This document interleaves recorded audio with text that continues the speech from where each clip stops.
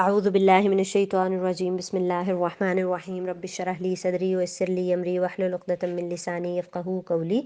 سورہ بقرہ آیت نمبر 178 178۔ یا ایہا الذین آمنوا، اے لوگو جو ایمان لائے ہو، کتبہ لکھ دیا گیا، فرض کر دیا گیا، علیکم القصاص تم پر قصاص، فی القتلیٰ مقتولوں کے بارے میں، یعنی جو قتل ہو جائے، الحر بالحر آزاد آزاد کے بدلے، والعبد بالعبد اور غلام کے بدلے غلام، والانثیٰ بالانثیٰ اور عورت کے بدلے عورت، فمن عفی لہ پس جس کو معاف کر دیا گیا ہو، من اخیہ اپنے بھائی کی طرف سے، شیء کچھ، فاتباع بالمعروف تو اتباع کرے، پیروی کرنا ہے معروف کے مطابق، دستور کے مطابق، اچھے طریقے سے، وَأَدَاءٌ اور ادا کرنا ہے، الیہ اس کی طرف، بِإِحسان احسان سے، اچھے طریقے سے، ذَلِكَ تخفیف من ربکم یہ تخفیف ہے، آسانی ہے تمہارے رب کی طرف سے، ورحمہ اور رحمت ہے، فمن اعتدیٰ پس جس نے زیادتی کی، بعد ذَلِكَ اس کے بعد، فلہ تو اس کے لیے، عذاب علیم عذاب ہے المناک دردناک، وَلَكُمْ فِي الْقِصَاصِ اور تمہارے لیے قصاص میں، حیات یا اولی الالباب زندگی ہے اے عقل والو،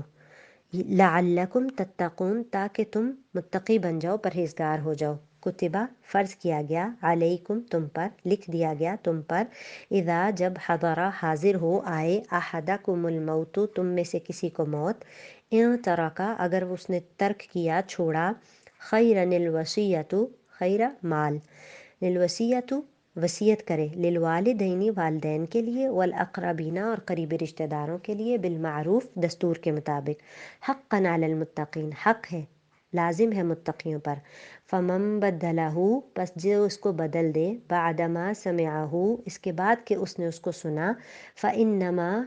تو صرف، اثمہ اس کا گناہ، علی الذین ان لوگوں پر ہے، یبدلونہ جنہوں نے اس کو بدلا، ان اللہ بے شک اللہ تعالیٰ، سمیع علیم سننے والا جاننے والا ہے، فمن خافا پس جو خوف کرے، من موصن وصیت کرنے والے سے، جنفن طرفداری کا،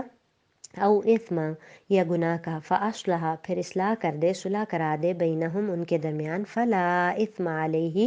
تو نہیں گناہ اس پر، ان اللہ بے شک اللہ تعالیٰ، غفور رحیم بخشنے والا اور رحم کرنے والا ہے۔ اب ایسا تھا کہ جو عرب کا معاشرہ تھا زمانہ جاہلیت میں، اس میں کوئی قانون نہیں تھا، اس لیے زور آور قبیلے کمزوروں پر جس طرح چاہتے وہ ظلم کا ارتکاب کر لیتے۔ اس ظلم کی ایک شکل یہ تھی کہ کسی طاقتور قبیلے کا کوئی مرد قتل ہو جاتا تو وہ صرف قاتل کو قتل کرنے کے بجائے قاتل کے قبیلے کے کئی مردوں کو، بسا اوقات پورے قبیلے کو ختم کر دیتے، عورت کے بدلے مرد کو، غلام کے بدلے آزاد کو قتل کر دیتے۔ اللہ تعالیٰ نے اس امتیاز کو ختم کرتے ہوئے کہا کہ قاتل ہی کو قتل کیا جائے گا، وہ آزاد ہے تو بدلے میں خود ہی قتل ہوگا، غلام ہے تو بدلے میں غلام ہی قتل ہوگا، عورت ہے تو بدلے میں وہ عورت ہی قتل ہوگی۔ تو آیت کا ترجمہ کچھ یوں ہے کہ ایمان والو تم پر مقتولوں کا قصاص لینا فرض کیا گیا ہے، آزاد آزاد کے بدلے، غلام غلام کے بدلے، عورت عورت کے بدلے، ہاں جس کسی کو اس کے بھائی کی طرف سے کچھ معافی دی جائے، اسے بھلائی کی اتباع کرنی چاہیے اور آسانی کے ساتھ دیت ادا کرنی چاہیے، تمہارے رب کی طرف سے یہ تخفیف اور رحمت ہے، اس کے بعد بھی جو سرکشی کرے اسے دردناک عذاب ہوگا۔ تو کچھ نیکیاں ایسی ہیں جو معاشرتی سطح پر ان کو نافذ کرنا ہے، اور اس میں انصاف بھی ہے، معاشرے میں مقتول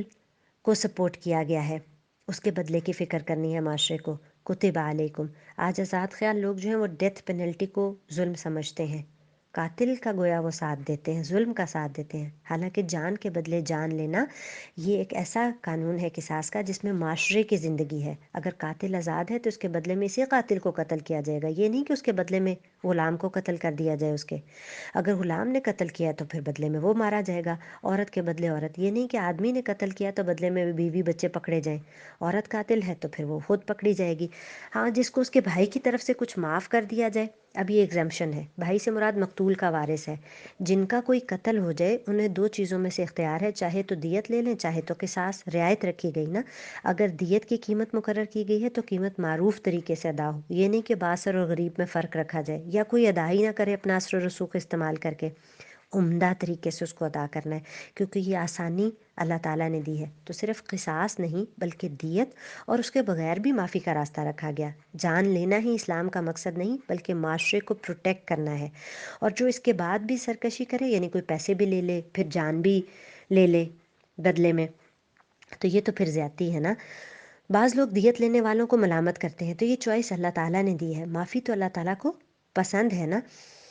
تو یہ جو معافی کی دو صورتیں ہیں، ایک بغیر کسی مالی معاوضے کے، یعنی دیت کے بغیر ہی محض اللہ کی رضا کے لیے معاف کر دینا، اور دوسری یہ ہے کہ قصاص کی بجائے دیت قبول کرنا۔ اور اگر دوسری صورت اختیار کی جائے تو جو طالب دیت ہے وہ بھلائی کا اتباع کرے۔ وَأَدَاءٌ إِلَيْهِ بِإِحْسَان میں قاتل کو کہا جا رہا ہے کہ بغیر تنگ کیے پھر اچھے طریقے سے دیت کی ادائیگی کرے، کیونکہ پہلے ہی اس کی جان بخشی کر کے اس پر احسان کیا گیا ہے، اور اس کا بدلہ وہ احسان کے ساتھ ہی دے۔ تو یہ اللہ تعالیٰ کی طرف سے تخفیف اور رحمت ہے، کیونکہ اس سے پہلے کی شریعتوں میں معافی یا دیت وغیرہ نہیں تھی۔ تو کہا کہ عقل مندوں قصاص میں تمہارے لیے زندگی ہے، اس باعث تم قتل ناحق سے رکو گے۔ جب قاتل کو یہ خوف ہوگا کہ میں بھی قصاص میں قتل کر دیا جاؤں گا تو پھر اسے کسی کو قتل کرنے کی جرت نہیں ہوگی۔ جس معاشرے میں قانون قصاص نافذ ہوتا ہے وہاں خوف اور قتل اور خون ریزی نہیں ہوتی، وہ معاشرہ امن اور سکون سے رہتا ہے۔ تو معاشرے کی زندگی ہے اس قانون میں۔ پھر فرمایا تم پر فرض کر دیا گیا جب تم میں سے کوئی مرنے لگے اور مال چھوڑ جائے تو اپنے ماں باپ اور قرابت داروں کے لیے اچھائی کے ساتھ وصیت کر جائے، پرہیزگاروں پر یہ حق ثابت ہے۔ اب جب اس آیت میں تو والدین اور اقربین کے لیے قریبی رشتہ داروں کے حق میں وصیت کا کہا گیا نا، جبکہ اب تو وارثوں کے حق میں وصیت نہیں ہو سکتی۔ تو اس کا جواب بعض علماء یہ دیتے ہیں کہ یہ آیت یوصیکم اللہ فی اولادکم والی آیت کے ساتھ یہ والی آیت منسوخ ہے، اب اس طرح وصیت نہیں کرنی ان کے بارے میں۔ لیکن بعض علماء یہ بھی کہتے ہیں کہ والدین اور اقربین کے حصے جو اللہ تعالیٰ نے مقرر کیے ہیں، ان میں سے کچھ والدین اور رشتہ دار ایسے ہیں جن کا حصہ اللہ نے مقرر نہیں کیا، جیسے جو والدین کافر ہوتے ہیں، یہ جو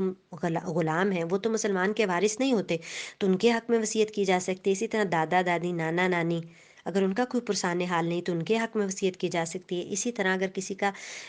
بیٹا پہلے فوت ہو جائے اور پوتے پوتی ہوں تو وہ دادا جو ہے اپنے پوتے پوتوں کے حق میں وصیت کرے تاکہ وہ یتیمی کے داغ کے ساتھ ساتھ دادا کی وراثت سے بھی بالکل محروم نہ رہ جائیں۔ تو ایک بات تو یہ کہ وصیت کرنے کا یہ حکم آیت مواریث کے نزول سے پہلے کا تھا، اب یہ منسوخ ہے،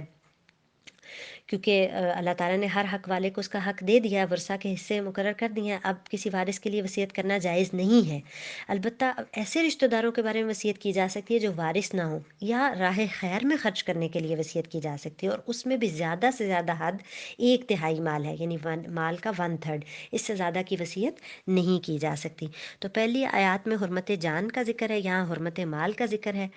تو وصیت کا مطلب کیا ہوتا ہے کہ اپنے مرنے کے بعد مال میں کسی چیز کی تاکید کرنا، صدقہ وغیرہ کی بھی ہو سکتی ہے، کوئی اور کام بھی ہو سکتا ہے، کوئی امانت کی واپسی ہو سکتی ہے، کوئی قرض کی ادائیگی ہو سکتی ہے، بچوں کے بارے میں بھی ہو سکتی ہے۔ اگر ہمیں اپنی زندگی میں کے بعد کسی خاص کام کی ذمہ داری کسی کو سونپنی ہے تو اس کی وصیت کر دینی چاہیے، کیونکہ حدیث کے مطابق جو مسلمان وصیت کرنا چاہتا ہے 2 راتیں بھی ایسی نہ گزریں کہ اس کے بعد پاس وصیت نہ ہو۔ اگر تو مال وغیرہ معمول کے مطابق تقسیم ہونا ہے یا وراثت تو پھر تو کوئی تاکید کی ضرورت نہیں ہے،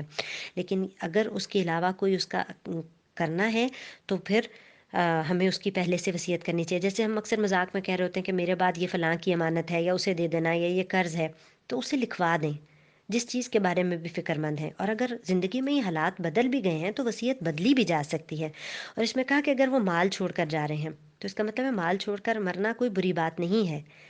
تم اپنے وارثوں کو غنی چھوڑو، یہ اس سے بہتر ہے کہ وہ دوسروں کے آگے ہاتھ پھیلاتا ہونے چھوڑو، لیکن زندگی کا مقصد مال ہی جمع کرتے رہنا نہیں ہے۔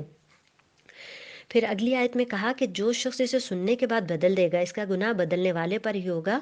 واقعی ہی اللہ سننے والا جاننے والا ہے۔ ہاں، جو شخص وصیت کرنے والے کی جانبداری یا گناہ کی وصیت کر دینے سے ڈرے، یعنی اگر وہ وصیت میں کسی پر ظلم و زیادتی ہے اس وصیت میں تو پھر اسے تبدیل کیا جانا چاہیے۔ جیسے کوئی وصیت کرے یا کوئی اگر گناہ کی وصیت ہے، جنفن مائل ہونا کا مطلب ہے کہ غلطی یا بھول سے کسی رشتہ دار کی طرف زیادہ مائل ہو کر دوسروں کی حق تلفی کرے، اور اس من سے مراد جان بوجھ کر ایسا کرے، یا اس من سے مراد گناہ کی وصیت ہے تو اس کا بدلنا ضروری ہے، اس پر عمل نہیں کرنا چاہیے۔ اس سے پتہ چلتا ہے کہ وصیت میں عدل و انصاف کا اہتمام ضروری ہے، ورنہ دنیا سے جاتے ہوئے بھی ظلم کا ارتکاب جو ہے وہ آخرت میں نجات کے لیے بہت خطرناک ہے۔ تو کہا پس وہ ان میں آپس میں اصلاح کرا دے تو اس پر کوئی گناہ نہیں، اللہ تعالیٰ بخشنے والا اور مہربان ہے۔